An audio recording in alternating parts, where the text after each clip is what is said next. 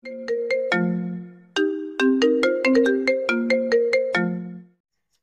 অনুর ভার্সিটির প্রথম দিন। সকাল হতে না হতেই ওর বেস্ট ফ্রেন্ড জিনিয়া ওকে কল করে ভার্সিটিতে আসতে বলে। অনু নাস্তা সেরে রেডি হয়ে ভার্সিটি যাওয়ার জন্য পা বাড়ালো। তখনই ওর আম্মু ওকে থামিয়ে বললেন, আজ ভার্সিটি না গেলে হয় না? কি বলো আম্মু? আজ আমার ভার্সিটির প্রথম দিন, আর আজকে যেতে বারণ করছো? না, আসলে আজ তো অনেক আসবে, তাই বলছিলাম তুই যদি ওকে স্টেশনে আনতে যাস। অনেক আসবে তাতে আমার ভার্সিটি না যাওয়ার কি কারণ? আর আমি ওকে আনতে যাব কেন? ওকে নিজে আসতে পারে না?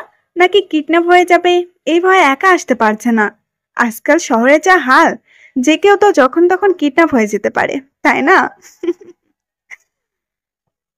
দেখ, না করিস না তো, ও একা আসতে পারবে না। আমার খেয়ে দিয়ে কাজ নেই তো, আমি ওকে আনতে স্টেশনে যাব। পারবো না আমি যেতে, ওকে একা আসতে বলো। ও তো আর কোচে খোকা না যে আসতে পারবে না। আমি গেলাম, আমার দেরি হয়ে যাচ্ছে। আরে শোন আমার কথা। কে শোনে কার কথা? অনু চলে গেল ভার্সিটিতে। আর যাকে নিয়ে এত কথা হচ্ছে সে হলো অনিক, মানে অনুর খালামণির এক এবং একমাত্র ফাজিল ছেলে। অনু ইচ্ছে করে ওকে আনতে যায়নি, কারণ অনু জানে অনিকের সাথে দেখা হলেই অনেক বাদরামি শুরু করবে। আজ তো একটা বদ, সেই ছোটবেলা থেকেই অনুর পেছনে লাগছে, আর অনু হাঁপিয়ে উঠেছে। তো এবার মূল গল্পে আসা যাক। অনেকক্ষণ অপেক্ষা করেও অনুর কোনো পাত্তা পেলই না। পাবে বা কি করে? অনু তো ওকে আনতেই যায়নি। অনেক ওর খালামনের নাম্বারে কল দিয়ে জানতে পারে অনু ভার্সিটিতে চলে গেছে। অনেক মনে মনে ভাবছে, আজ তো একাই ভার্সিটি গেলি, কাল থেকে আমি থাকবো তোর সাথে। আমাকে অপেক্ষা করিয়ে রাখা, তাই না? দেখাবো মজা। খালামনের থেকে ঠিকানা নিয়ে বাসায় চলে যায়। কলিং বেল বাজায়, সাথে সাথে দরজা খুলে দেয় অনুর আম্মু। কেমন আছো খালামণি? ভালো আছি বাবা, তুই কেমন আছিস? এই তো খালামণি, ভালো। কত বড় হয়ে গেছে আমাদের অনেক বাবা। এভাবে শুকিয়ে গেলি কেন রে? খাওয়া দাওয়া করিস না নাকি? খালামণি, কি যে বলো না তুমি! আমি আবার শুকাইলাম কই? ঠিকই তো আছি, বরং আগাচ্ছে মোটা হয়েছি। দেখতেই পাচ্ছি কিরকম মোটা তুই। এভাবে দাঁড়িয়ে থাকবি নাকি? আয়, ভিতরে আয়। হুম। যা, রুমে গিয়ে ফ্রেশ হয়ে নে, আমি খাওয়া রেডি করছি ততক্ষণে। আচ্ছা। অনেক ফ্রেশ হতে চলে যায়, এরপর একটু বিশ্রাম নেয়। অন্যদিকে অনু ক্লাসে গিয়ে জানতে পারে কাল নাকি ভার্সিটিতে নতুন ম্যাথ টিচার আসবে। আজকে ম্যাথ ক্লাস হবে না, কাল থেকে শুরু হবে। তারপর অনু আর জিনিয়া বাসায় চলে আসে। অনু ফ্রেশ হয়ে খাবার টেবিলে গিয়ে অবাক। আম্মু, আম্মু, কই তুমি? আর এই লোকটাকে এখানে কেন? ওই ডাইনি, আমাকে চিনতে পারছিস না? আমি তোর... কি বললে তুমি? তুমি তুমি আমার কে? বলো বলো, তাড়াতাড়ি বলো। আমি তো ছোটবেলার বন্ধু, খেলার সাথী। আর আর কি বলো? কিছু না। বেশি কথা না বলে তাড়াতাড়ি খেয়ে নে, তোর সাথে ঘুরতে যাব। আসলে অনেক অনুর থেকে প্রায় 6 বছরের বড়, তাই অনেক ওকে তুই করেই বলে। আর অনু তুমি করে সম্বোধন করে। ছেলেবেলার অভ্যাসটা চেঞ্জ করতে পারেনি অনেক, তাই এভাবেই বলে। অনু কিছু না বলেই খেতে বসে পড়ে। অনুর আব্বু দেশের বাইরে থাকে, বাসায় অনু আর অনুর আম্মু। একটা কাজের মেয়ে আছে, ও এসে ঘরের সব কাজ করে দিয়ে যায়, তাই অনুকে কিছুই করতে হয় না। খাওয়া দাওয়া সেরে অনেক অনুকে রেডি হতে বলে, নিজে গিয়ে রেডি হয়। অনেক প্রায় রেডি, কিন্তু অনুর আসার নামই নেই। অনেকক্ষণ পর অনু একটা কালো জামা পরে বেরোলো। অনেক দিকে হা হয়ে তাকিয়ে থাকে, তাই অনু নিজেই অনেককে ধাক্কা মারে। তুমি ঠিক আছো তো? মুখে মশা ঢুকে যাবে, ওইভাবে কেউ তাকায় নাকি? অনেক লজ্জা পেয়ে মাথা নিচু করে ফেলে। চলো, এতক্ষণ তো অনেক তাড়া দিচ্ছিলে, এখন কোথায় হারালে? কই কিছু না তো, চলো। অনু আর অনেক একটা রিক্সা নিয়ে পার্কের দিকে যায়। অনেকক্ষণ বসে আছে, কেউ কোনো কথা বলছে না। নীরবতা ভেঙে অনেকই মুখ খুলল। আমাকে আনতে যাসনি কেন? ভার্সিটিতে প্রথম ক্লাস ছিল তাই। তা ক্লাস হলো? না, কাল নতুন টিচার আসবে, তাই আজ আর ক্লাস হয়নি। আহ, তার নতুন টিচারের নাম জানিস? হ্যাঁ জানি, ইমতেহান মাহমুদ। যাক বাবা, বাঁচা গেল। কিছু বললে? না না, কিছু না। ও আচ্ছা। অনেক সময় আড্ডা দেবার পর অনেক ওর জন্য আইসক্রিম আনে। তোমার এখনো মনে আছে সেই ছোট্টবেলায় আইসক্রিমের জন্য বায়না ধরতাম, আর তুমি আইসক্রিম নিয়ে আসতে? যতক্ষণ না আইসক্রিম পাই ততক্ষণ কান্না করতেই থাকতাম। হুম, তোর কান্না কেন জানি সহ্য করতে পারতাম না, তাই হয়তো এত পাগলামি করতাম। যাক সেসব কথা, সন্ধে হয়ে আসছে, চল উঠি। হুম, চলো। দুজনেই বাসায় চলে আসে। রাতটা অনেকের কাটে নির্ঘুম ভাবে। কখন সকাল হবে, কখন অনুর ভার্সিটি যাবে, কখন অনেককে সারপ্রাইজ দেবে, এইসব ভেবে। সকালবেলা অনেকের ঘুম ভাঙে। অনুর ডাকে। অনেক অনুর দিকে অপলক দৃষ্টিতে তাকিয়ে থাকে। অনু লজ্জা পেয়ে মুখ ঘুরিয়ে নিয়ে বলে, তাড়াতাড়ি আসেন, নাস্তা রেডি। অনু এই বলে রুম থেকে বেরিয়ে যায়। অনেক ফ্রেশ হয়ে এসে অনুর সাথে নাস্তা খেতে বসে আর বলে, কি রে, ক্লাসে যাবি না? হ্যাঁ এই তো একটু পর। কেন? আমি তোর সাথে যাব। কেন? গেলেই দেখবি। কি এখন বলো? না, সারপ্রাইজ। কার জন্য আর কিসের সারপ্রাইজ? সেটা তো বলা যাবে না ম্যাম। আগে ভার্সিটি যাই, তারপরে তুই নিজেই গিয়ে দেখবি। আচ্ছা ঠিক আছে। এই বলে অনু রুমে গিয়ে একটা ডায়েরি আর পেন সাথে নিল, আর নিজের পার্সটাও নিল। ড্রাইভার চাচাকে আসতে দেয়নি অনেক, ও নিজেই ড্রাইভ করছে। অনুর সামনে বসে ভাবছে কি হতে পারে অনেকের দেওয়া সারপ্রাইজ, যেটা ও বাসায় বলল না। আচ্ছা, এমন কিছু হবে না তো যা আমি সহ্য করতে পারবো না বা মেনে নিতে পারবো না? অন্যদিকে অনেক ভাবছে, আর একটু অপেক্ষা করো, সব জানতে পারবি। এতদিন পর তোর অপেক্ষার পর শেষ হবে রে পিচ্চি বউ। হ্যাঁ, তুই তো আমার বিয়ে করা পিচ্চি বউ। আর অপেক্ষা করাবো না তোকে, সব অপেক্ষার অবসান এইবার ঘটবে। অনু ভাবছে অনেকের দেওয়া সারপ্রাইজটা আসলে ঠিক কি হতে পারে, যার জন্য অনেক আজকে এত খুশি। ওর মুখ দেখে তো মনে হচ্ছে ওর জীবনে ভালো কিছু ঘটেছে, যার জন্য ও আমাকে সারপ্রাইজ দিতে চাই। কিন্তু ওর দেওয়া সারপ্রাইজটা কি আমি সহ্য করতে পারবো? এসব ভাবতে ভাবতে অনু আনমনা হয়ে বাইরের দিকে তাকিয়ে থাকে। এদিকে অনেক বারবার হর্ন বাজিয়ে যাচ্ছে, সেদিকে অনুর কোনো ভ্রুক্ষেপই নেই। সে তার ভাবনায় মগ্ন হয়ে আছে। অনেক বুঝতে পারে অনু কোনো ব্যাপার নিয়ে ভীষণ চিন্তায় আছে, তাই অনেক অনুকে আলতো করে একটা ধাক্কা মারে। কি রে অনু, অনেকক্ষণ হলো ভার্সিটিতে এসেছি, সে কখন থেকে হর্ন দিয়ে যাচ্ছি, তুই কি কিছু শুনতে পাস না নাকি? কি এমন ভাবছিস যে এত জোরে হর্ন দিচ্ছি তাও সেটা তোর কানে যাচ্ছে না? না, কিছু না, এমনি কিছু ভালো লাগছে না।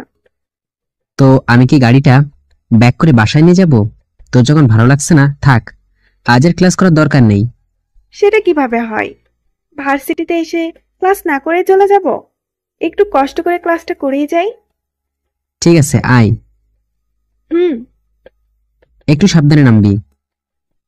আচ্ছা। অনেক অনুর হাতটা ধরে গাড়ি থেকে নামিয়ে অনুকে আর ক্লাসে দিয়ে প্রিন্সিপালের কাছে যাই। তুমি ওদিকে কোথায় যাচ্ছ? তুই ক্লাসে বস, আমি একটু আসছি। ওদিকে প্রিন্সিপাল স্যারের কক্ষ। হ্যাঁ, আমি স্যারের সাথে কথা বলতে যাচ্ছি। স্যারকে তুমি কিভাবে চেনো? আর স্যারের সাথে তোমার কিসের দরকার? সেটা একটু পরেই বুঝতে পারবি, তুই ক্লাসে বস। অনু ক্লাসে বসে ভাবছে অনেক আসলে ঠিক কি জন্য এখানে এসেছে। এমন সময় জিনিয়া এসে অনুকে বলে, কি রে অনু, কি ভাবছিস তখন থেকে? দেখেই যাচ্ছি, কোনো সাড়াই তো দিচ্ছিস না। ও তুই? হ্যাঁ আমি। কি ভাবছিলি তুই? আর তোকে তো আনমনা লাগছে কেন? কি হয়েছে? না রে, কিছু না, মাথাটা একটু ব্যথা করছে। ও, এটা ঠিক হয়ে যাবে, চিন্তা করিস না। একটু পর প্রিন্সিপাল স্যার ক্লাসে এসে সবার উদ্দেশ্যে কিছু কথা বললেন। প্রিয় ছাত্রছাত্রীরা, আজ এই ভার্সিটিতে ম্যাথের নতুন স্যার জয়েন করবে। তোমরা সবাই স্যারকে সম্মান দিয়ে, ভালোবাসা দিয়ে শ্রদ্ধা জানাবে। আর মনে রাখবে, স্যার কোনোভাবেই যেন অপমানিত না হয়। আর স্যারের কথা মনোযোগ দিয়ে শুনবে। বুঝতে পেরেছো তো কি বললাম? জি স্যার। এক্সকিউজ মি স্যার, আপনি একটু ভিতরে আসুন। এরপর অনেক এসে ক্লাসে প্রবেশ করে। তখন প্রিন্সিপাল স্যার আবার বলেন, উনি হলেন তোমাদের নতুন ম্যাথ টিচার, ইমতিহান মাহমুদ অনিক। অনেককে দেখে অনু এতটাই অবাক হয় যে খুশিতে ওর চোখে পানি চলে আসে। তবুও অনেকের উপর হালকা অভিমান নিয়ে মুখ ভার করে ক্লাসে বসে থাকে। তাহলে স্যার আপনি ক্লাস নিন, আমি আসছি। ওকে স্যার, আসসালামু আলাইকুম। প্রিন্সিপাল স্যার চলে যাবার পর অনেক এক এক করে সবার সাথে পরিচয় হয়। শেষে অনুকে জিজ্ঞেস করে, তখন অনু আর পরিচয় দেয় কিছুটা রাগে রাগে ভাব নিয়ে, এমনভাবে কথা বলে যেন সে অনেককে আজই প্রথম দেখছে। এরপর অনেক সবার সাথে কিছুটা সময় গল্প করে কাটিয়ে দেয়। এরপর অনেক ওদের ক্লাস নেয়। প্রথম দিন তাই একটু পড়াশোনার দিকে সবাইকে নজর দিতে বলে, আর এই ভার্সিটির সম্পর্কে কিছু আলোচনা করে সবার থেকে জেনে নেয়। ক্লাস শেষ করে অনু কিছু না বলেই জিনিয়াকে সাথে নিয়ে ক্লাস থেকে বেরিয়ে যায়। অনেক কিছু বলতে যাবে, সেই সময়টাই অনু ওকে দেয়নি, রাগ নিয়ে বেরিয়ে যায়। অনু আর জিনিয়া কিছুক্ষণ একসাথে বসে গল্প করে। ঠিক তখনই অনেক এসে ওদের সামনে দাঁড়ায় আর বলে, তো মিসেস ইফতেহান মাহমুদ, কেমন দিলাম আজকে সারপ্রাইজটা? কি হলো, চুপ করে আছো কেন? আমি কি কোনো অন্যায় করেছি? তুমি আমার সাথে কথা বলবে না? দেখো অনু, আমি তো তোমাকে খুশি দেখতে চেয়েছিলাম, তাই আজ এভাবে তোমাকে সারপ্রাইজ দেওয়ার প্ল্যান করি। বিশ্বাস করো, আমি তোমাকে একটু কষ্ট দিতে চাইনি। ঠিক আছে, তুমি যদি না চাও তাহলে আমি এই জব ছেড়ে সিলেটে চলে যাব। অনেক বলেছেন স্যার আপনি। আর না, কি ভাবেন নিজেকে আপনি? আর আমাকেই বা কি ভাবেন? আজ এতগুলি দিন পেরিয়ে এসে আপনি আমাকে সারপ্রাইজ দিচ্ছেন কেন? কি চাই আমার কাছে? আমি তো আপনার কেউ না। তাহলে আপনি কেন এসেছেন? আমি তো আপনাকে এখানে আসতে বলিনি। ফিরে যান না আপনার ওই জীবনে, যেখানে আমার কোনো মূল্য কোনো কালই ছিল না। আমি এখানে ভালোই আছি। শুধু শুধু কষ্ট করে এখানে কেন আসলেন? আমি জানি অনু, আমার উপর তোমার অনেক রাগ অভিমান, কিন্তু তুমি সেদিন আমায় ভুল বুঝেছিলে। আমাকে কিছু বলার সুযোগও দাওনি তুমি। আমি সেদিন ঠিকই ভেবেছিলাম, আমি কোনো ভুল দেখিনি, আর ভাবিও নি যে আমি তোমাকে ভুল বুঝবো।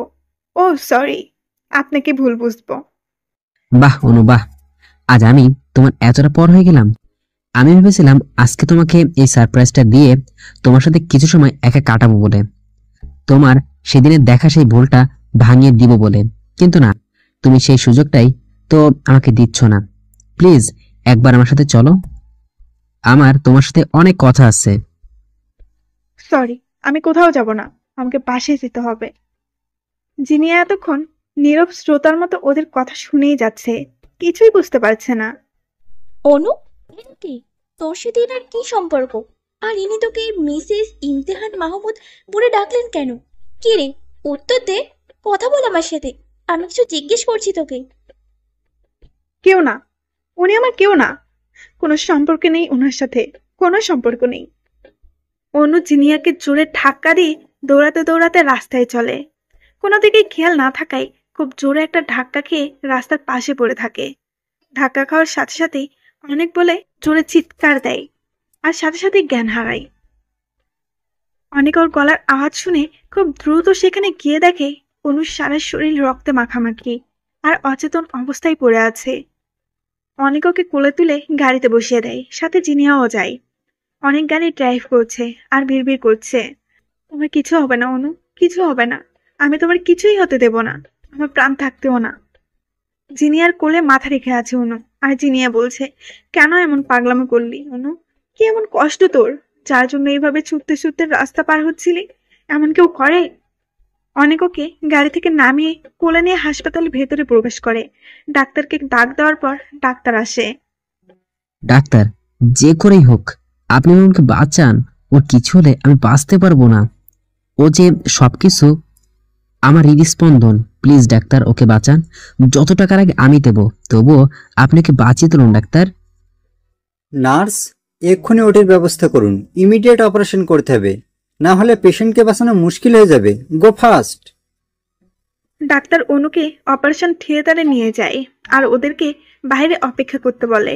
একজন ডাক্তার এসে অনেককে একটা কাগজ দেয়। আপনি রোগীর কি হন? হাজবেন্ড। এই কাগজে সই করুন।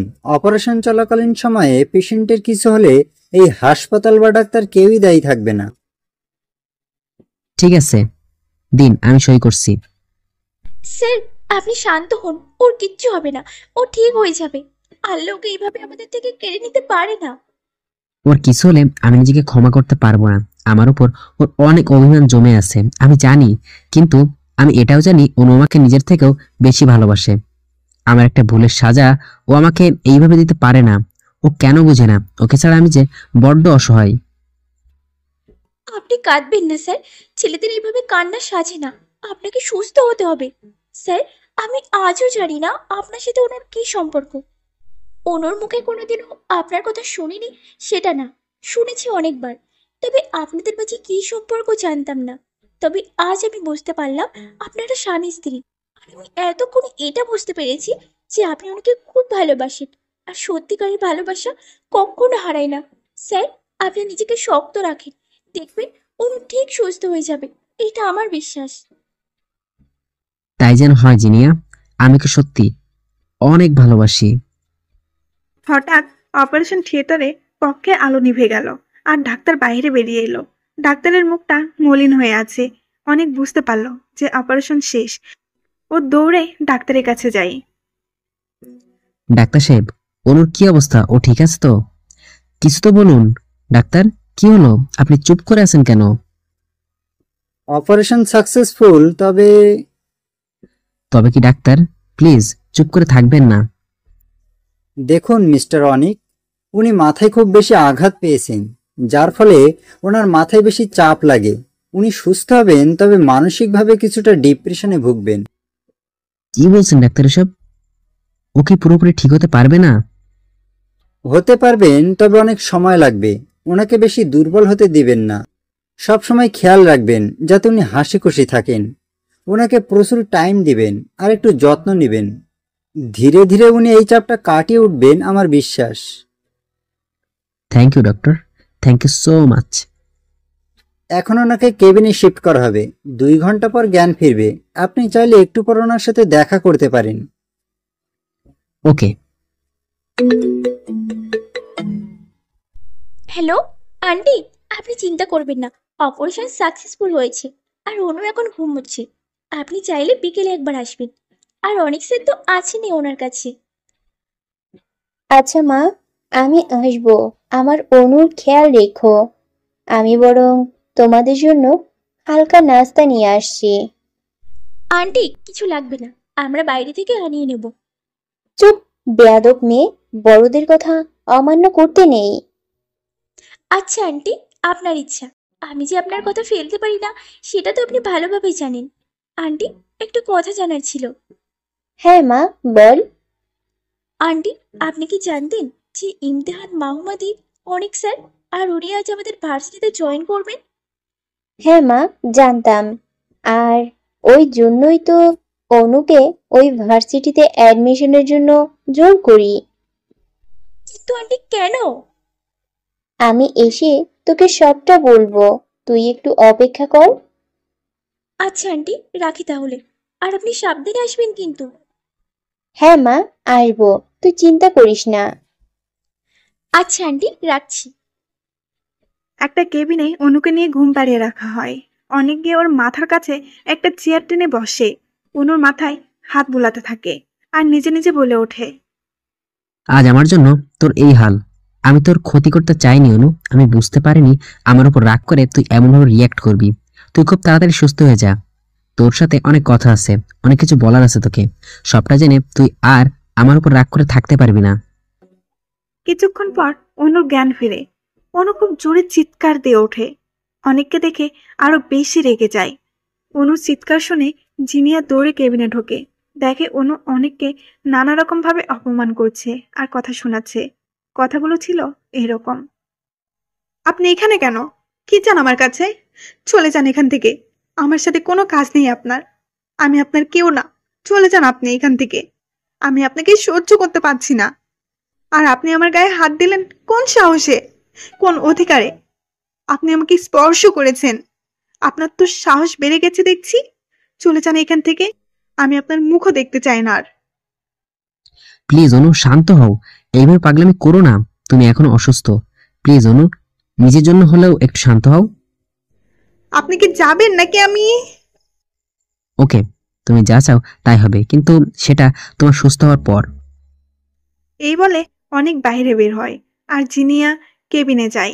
জিনিয়া অনুকে অনেক কষ্টে শান্ত করে ঘুম পাড়িয়ে দিয়ে অনেকের কাছে যায়। তারপর জিনিয়া অনেককে বলে, স্যার, আপনি মন খারাপ করবেন না। ডাক্তার কি বলেছিলেন মনে আছে নিশ্চয়ই? এজন্যই কিছু বলিনি আমি। জানি ওর ভুলটা একদিন ভাঙবেই, আর ও আমার কাছে ফিরবে। ও নিজে এসে বলবে, এই অনেক দেখো, আমি তোমার পিচ্চি বউ, তোমার কাছে ফিরে এসেছি আমি। পিচ্চি বউ মানে? হ্যাঁ রে মা, পিচ্চি বউ। আমি কিছুই বুঝতে পারছি না। এই নামটা আগে কখনো ওনার মুখে শুনিনি। তাহলে শোন মা, সে অনেক বছর আগের কথা। আপু মানে অনেকের আম্মুর বিয়ের পর যেদিন অনেক পৃথিবীতে আসে, সেদিন আমি আপুকে বলেছিলাম, আপু তোর ছেলেটা না খুব কিউট হয়েছে দেখতে, একদম তোর মতো। কি সুন্দর করে আমার দিকে তাকিয়ে আছে আর আমাকে খালামণি খালামণি ডাকছে। বাবা, দেখে তো মনে হচ্ছে আমি আর মা না, তুই ওর মা। কি রে, আমার ছেলেটাকে কেড়ে নিতে চাইছিস নাকি তুই? ধুর আপু, কি যে বলিস! আমি তোর ছেলেকে নেব না, তবে আমার যেদিন মেয়ে হবে সেদিন তোর ছেলেকে আমার মেয়ের জামাই বানাবো। ও মা, কি প্ল্যান তোর! এখনো তোর বিয়েই হলো না, আর তুই মেয়ে বানিয়ে আনলে কোথা থেকে, তাও আবার আমার ছেলের বউ হিসাবে? আপু সিরিয়াসলি বলছি, বিয়ে হয়নি তো হবে, আমার মেয়েই হবে, দেখিস। কারণ তোর ছেলেকে আমি অন্য কারো জামাই হতে দেখতে পারবো না, ও শুধু আমার মেয়ের জামাই হবে। আচ্ছা আচ্ছা, সে না হয় তোর মেয়ে আসলেই হবে। এখন আপাতত এসব কথা বন্ধ কর, আমার ছেলেকে তুই তোর জামাই বানিয়ে নিস। থ্যাংক ইউ আপু। হয়েছে, এবার খুশি তো? খুব খুশি। এরপর দেখতে দেখতে আমার বিয়েটাও হয়ে যায়। অনেক তখন 3 বছরে পা দিল। অনেককে পেলে ঢাকায় আসার কোনো ইচ্ছাই আমার ছিল না, কিন্তু নিজের সংসারটাও দেখতে হবে, তাই একরকম বাধ্য হয়ে ঢাকায় আসা। এরপর আর সিলেট যাওয়া হয়নি। নানা রকম কাজের ব্যস্ততা আর সংসার সামলিয়ে সময়ই হয়ে ওঠেনি সিলেট যাওয়ার জন্য। আপু অনেকবার যেতে বলেছিল, কিন্তু কাজের চাপ আর অন্যান্য ঝামেলায় সম্ভব হয়ে ওঠেনি। যখন অনেকের 6 বছর পূর্ণ হয়, তখনই আমার মেয়ে, আমি তো খুশিতে আত্মহারা হয়ে যাই। আপুকে বলি, দেখ আপু, আমার মেয়ে হয়েছে, তোর ছেলে এবার সত্যি আমার মেয়ের জামাই হয়ে গেল রে। আপু তখন সে কি হাসি বলার বাহিরে। অনেকের নামের সাথে মিলিয়ে আমার মেয়ের নাম রাখি অনু। দেখতে দেখতে অনুও হাঁটতে শিখেছে, আধো আধো কথা বলতে শিখে। তারপর একদিন অনু বলে, কি রে, মেয়ে তো বড় হয়ে যাচ্ছে, এবার ওকে আমার ঘরের বউ করে নিয়ে আসি, কি বলিস? তাই তো আপু, অনুটা খুব দুষ্টু হয়েছে, রোজ রোজ এত এত বায়না করে বসে। করবেই তো, আমার বৌমা বলে কথা। যাকে শোন, পরশুদিন তো ঈদ, সিলেটে চলে আয়, একসাথে কাটাই এই বছরের ঈদ। হ্যাঁ, আমারও ইচ্ছে আছে, দেখি অনুর আব্বু কি বলে। উনি যেতে বললে আমরা কালকে রওনা দেব। আচ্ছা, রাখি তাহলে। আচ্ছা বাই।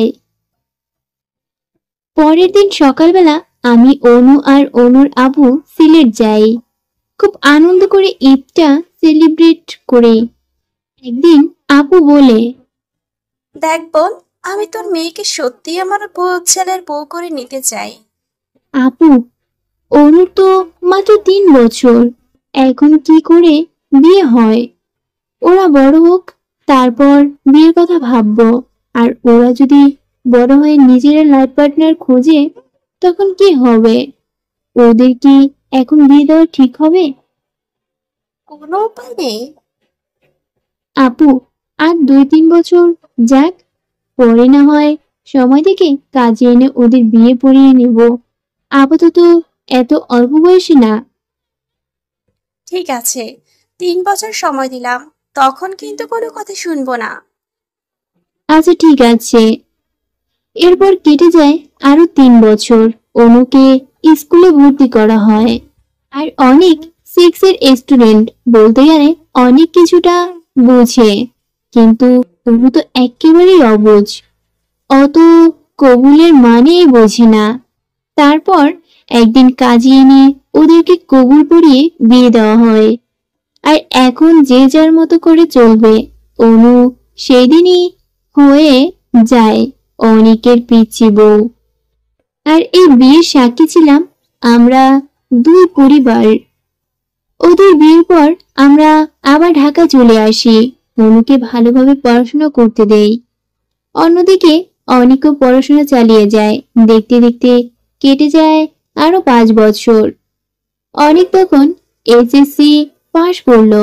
তারপর একটা ভালো কলেজে অ্যাডমিশন নিল। আর অনু ক্লাস 6-এ ভর্তি হলো। আরো 2 বছর কেটে গেল। অনু জেএসসি পরীক্ষার পর ওকে 9-এ ভর্তি করাই। অনেকও দেখতে দেখতে এইচএসসি কমপ্লিট হয়ে যায়। আমরা পুনরায় সিলেটে গেলাম। অনু সেবার সিলেট গিয়ে জানতে পারে অনিকের সাথে তার বিয়ে হয়েছে। সে ছোটবেলায় যখন রীতিমতো অনু জানতো, তখনই তাকে বিয়ের মালা গলায় দিতে হয়। সে যাই হোক, আমরা ভেবেছিলাম অনিক আর অনু যখন বড় হবে তখন ওদের বিয়ে দেব।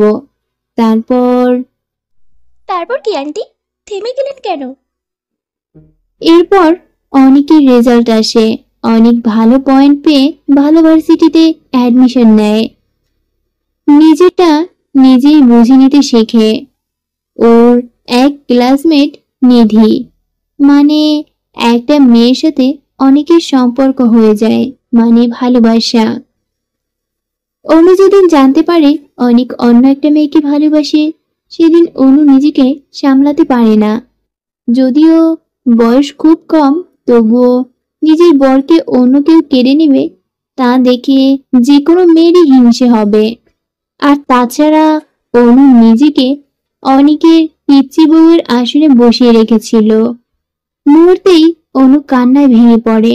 নিধি সেদিন অনুর কাছে এসে বলেছিল অনিক আর নিধি দুজন দুজনকে ভালোবাসে। অনু আর নিজেকে ঠিক রাখতে পারে না, ভাবতেই পারে না যে কেউ তার জায়গাটা কেড়ে নিয়েছে, কেউ তার অনেককে তার থেকে দূরে সরিয়ে দিয়েছে। এইসব ভাবতে ভাবতে কাঁদতে থাকে অনু আর চিৎকার দিয়ে বলে, অনিক, আমি তোমার পিচ্চি বউ, প্লিজ তুমি ফিরে এসো। তুমি এইভাবে আমাকে কষ্ট দিতে পারো না, অনিক, পারো না। পাগলের মতো কাঁদে অনু। অনুর কান্না দেখে অনেককে জিজ্ঞাসা করা হলো। অনেক কিছু না বলে চুপ করে থাকে। আমরা সেদিন ধরেই নিয়েছিলাম অনেক নিধিকে ভালোবাসে, কারণ অনেকের নীরবতা বলে দিচ্ছিল সেও নিধিকে ভালোবাসে। এরপর আমি অনুকে নিয়ে ঢাকা চলে আসি। আর ফিরে যাইনি সিলেটে। আমি চাইনি আমার মেয়ে কষ্ট পাক। আমি আমার মেয়েকে শক্ত করে তুলি, ওকে যথেষ্ট সময় দেই আর ভুলিয়ে দিতে থাকি অনেককে। আমি যত ট্রাই করি অনেকে ভুলানোর, ততই ওর মানে অনেকের যে প্রতি দুর্বলতা কাজ করে। আমি বুঝতে পারি আমার মেয়ে অনেককে ভালোবেসে ফেলেছে, চাইলেও আর ওর মন থেকে অনেককে সরাতে পারবো না। আমাদের একটা ভুল সিদ্ধান্ত আমার মেয়ের সুখটা কেড়ে নিল। এসব ভাবলে আমার নিজের প্রতি ঘৃণা হয়।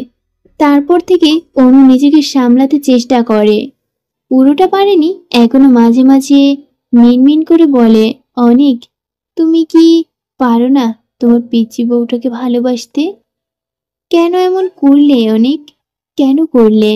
বাঙালি মেয়েরা যে একজনকে স্বামী হিসেবে মানে, সেটা হ্যালো বন্ধুরা, পরবর্তী পার্ট খুব তাড়াতাড়ি আসবে, তো সবাই অপেক্ষায় থাকো।